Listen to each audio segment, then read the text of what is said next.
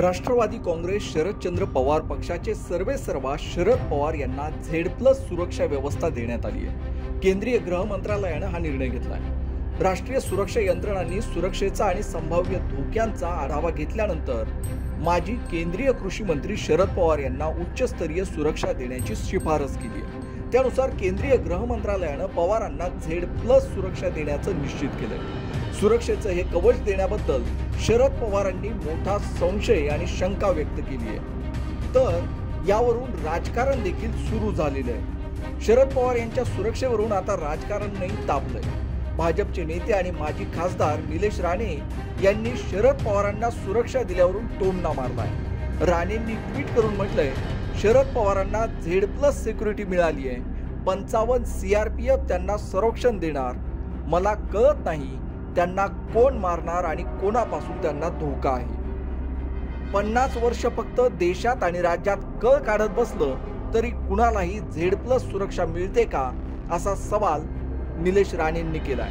निलेश राणे यांच्या टीकेवर शिवसेनेचे ठाकरे गटाचे खासदार संजय राऊत म्हणाले, निलेश राणे यांचे पिताश्री यांनाही केंद्राची सुरक्षा आहे। त्यांनी कुठली आणि कोणाची कळ काढली होती, असा टोला राऊतांनी लगावलाय।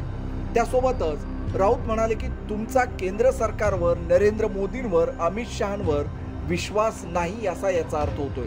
राज्याचे गृहमंत्री यांना आवरू शकत नाही याचंही आश्चर्य वाटतं। निलेश राणे यांचे बंधू नितेश राणेंनी राऊतांना प्रत्युत्तर दिलंय। निलेश राणेंच्या वडिलांनी कोणाची आणि कशी कळ काढली हे ठाकरे कुटुंबियांना विचारा।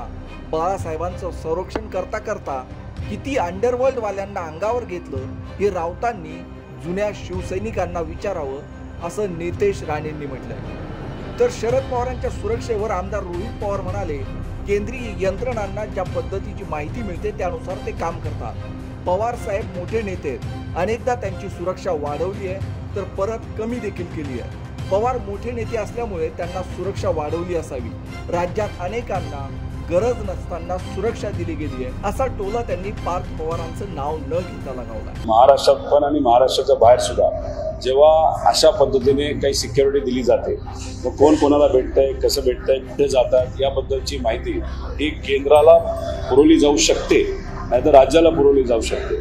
आता थ्रेट परसेप्शन जर काय असेल तर तो पवार साहेबांना त्यांनी सांगितलं असेल आणि त्याबद्दल पवार साहेबांचं असमत असतील तर मग नक्कीच याच्यामध्ये राजकारण असू शकतं।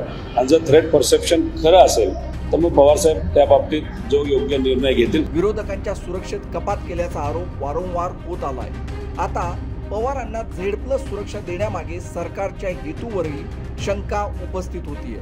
असेच राजकीय बातम्या आणि व्हिडिओसाठी माय महानगर लाईव्ह या आमच्या YouTube चॅनलला सबस्क्राईब नक्कीच करा।